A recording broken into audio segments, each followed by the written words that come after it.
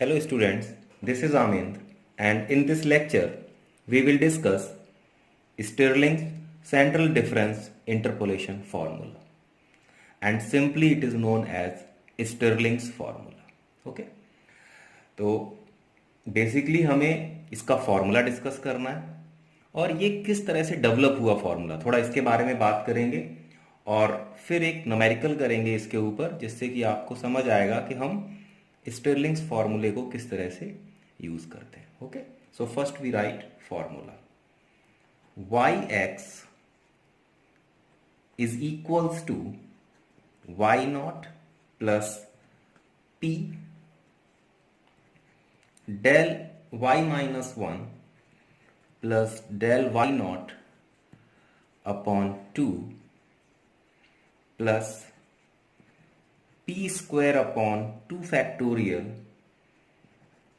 del square y minus 1 plus p square minus 1 upon 3 factorial del cube y minus 2 plus del cube y minus 1 upon 2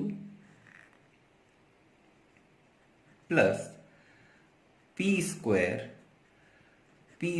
minus 1 upon 4 factorial del to the power 4 y minus 2 and last term p square minus 1 p square minus 2 upon 5 factorial and del to the power 5 y minus 3 plus del to the power 5 y minus 2 upon 2 and so on. Maximum हम यहीं तक formula use करते हैं.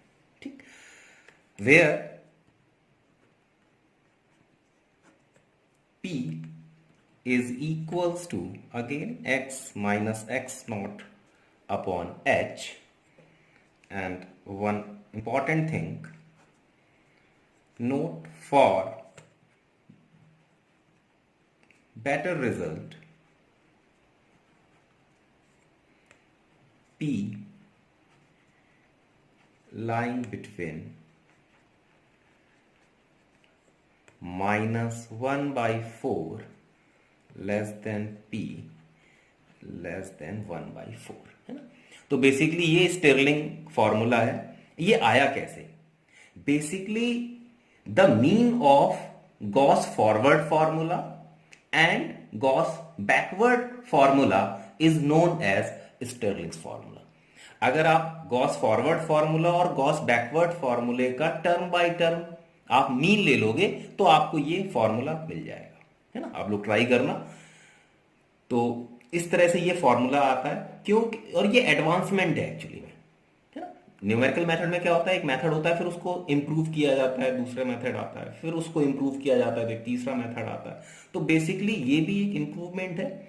और इसको कैसे find किया गया? गॉस फॉरवर्ड और गॉस बैकवर्ड जो फॉर्मूला था उसका मीन ले लिया, अर्थमेटिक मीन, और वहां से हमें एक नया फॉर्मूला मिल गया, स्टिरलिंग्स फॉर्मूला, है ना.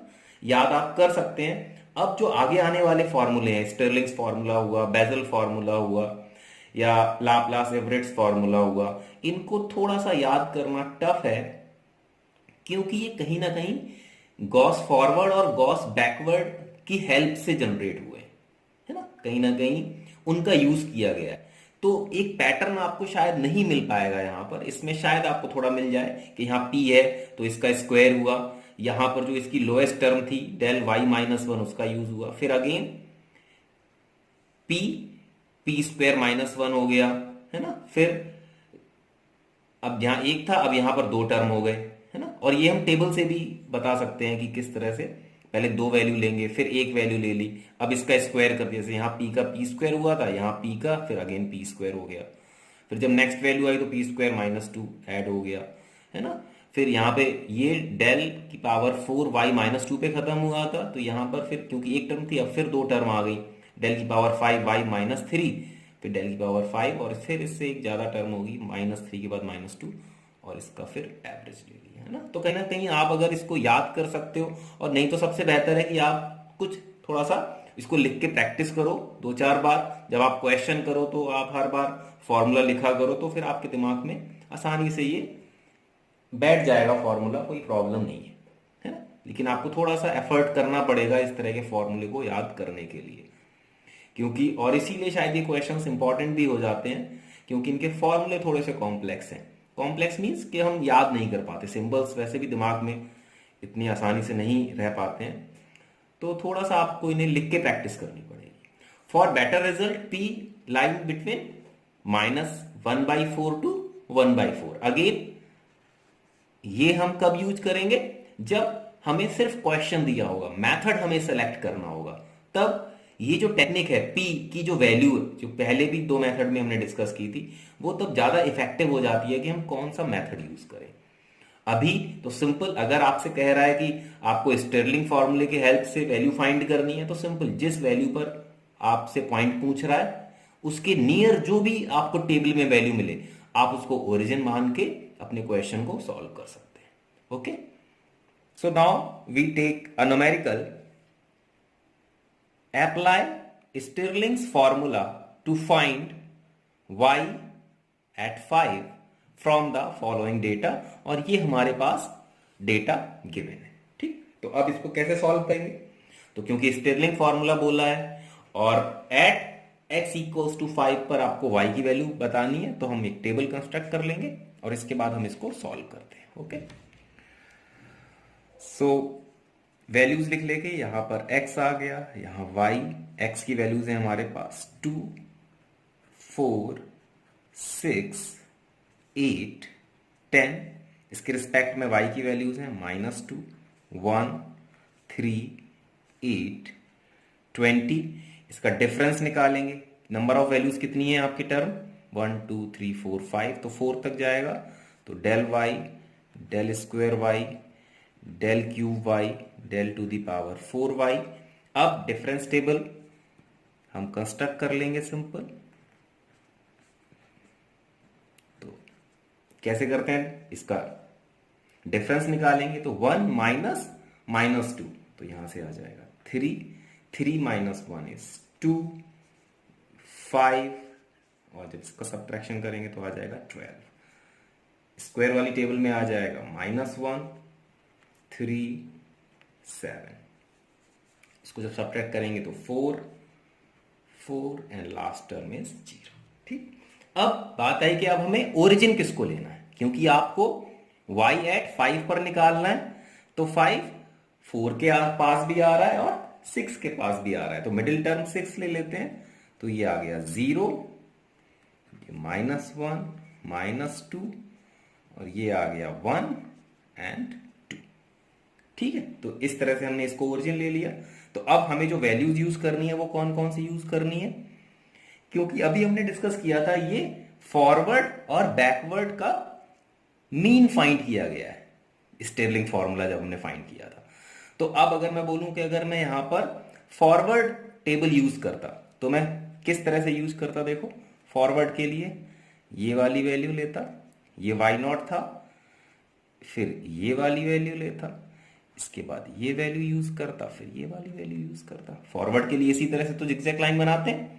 बैकवर्ड के लिए अगर मैं यूज करता तो मैं कौन सी वैल्यू लेता, देखो ये वैल्यू लेता, फिर ये वैल्यू लेता, फिर ये वैल्यू लेता और फिर ये वैल्यू लेता। ठीक है, तो अब क्योंकि हमें इन दोनों का मीन लेना है, तो अब जहां जहां पर वो 2 वैल्यूज आ रही थी, तो इसका मतलब हमें इन दोनों का मीन लेना था। यहां इसका मीन लेना है, ये सिंगल वैल्यू आ जाएगी, ये सिंगल वैल्यूज आ जाएगी, तो आपको ये वैल्यूज यूज करनी है। आप चाहो तो फॉर्मूला जब हम यूज करेंगे तो यहां पर चेक कर लेंगे कि ये वही वैल्यूज हैं जो फॉर्मूले में हम यूज कर रहे हैं। ठीक है, तो क्योंकि आपने फॉरवर्ड और बैकवर्ड दोनों का मीन लिया है, तो हमने इस तरह से जो ये वैल्यूज आती हैं जिगजैग लाइन के थ्रू, फॉरवर्ड और बैकवर्ड, इन सारी वैल्यूज को हमें यूज करना है स्टिरलिंग्स फॉर्मूले में। ठीक है, सो हियर P की वैल्यूज क्या आ जाएगी हमारी, P is equals to x minus x naught upon h. x की वैल्यू क्या है जिस पर हमें वैल्यू फाइंड करनी है फंक्शन की, x नॉट जो हमने ओरिजिन लिया है, अपॉन h, h इज 2, और यहां से p की वैल्यू आ गई हमारी -0.5। ठीक। अब आपके दिमाग में एक क्वेश्चन जरूर आ रहा होगा कि सर p की वैल्यू तो -0.25 से 0.25 के बीच में आनी चाहिए, आपकी वैल्यू तो -0.5 आ रही है। इसलिए आ रही है क्योंकि क्वेश्चन में उसने हमसे बोला है कि ये फॉर्मूला आप यूज करिए। ठीक। अगर ये हमसे क्वेश्चन में नहीं बोलता तो फिर, और अगर हमें यूज करना होता फॉर्मूला, तब फिर हम देखते कि p की इस वैल्यू के लिए हमारे लिए कौन सा फॉर्मूला बेस्ट रहेगा। Okay, so there is no confusion.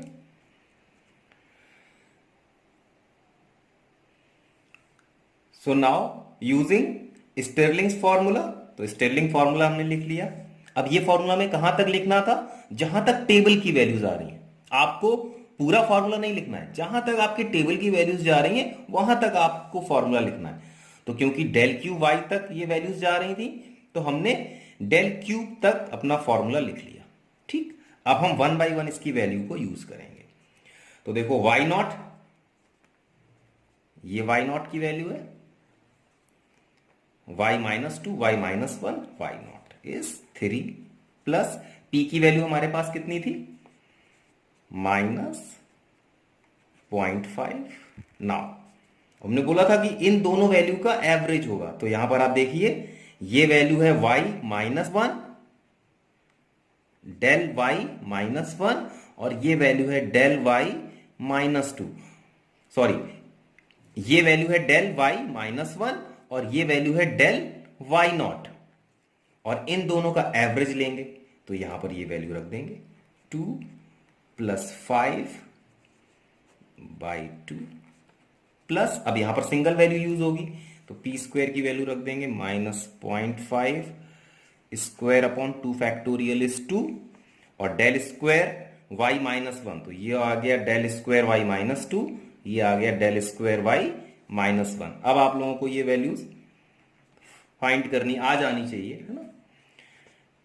Plus फिर p की वैल्यू है हमारे पास -0.5, ये वैल्यू आ गई -0.5 square minus 1 upon 3 factorial is 6, और जब इसको सॉल्व करेंगे तो अब ये किसका एवरेज होगा, डेल क्यूब, तो इन दोनों वैल्यूज का एवरेज ले लेंगे 4 प्लस 4, ये वही वैल्यूज हैं, देखो del cube y minus 2, del cube y minus 1, और इन दोनों का एवरेज ले लेंगे।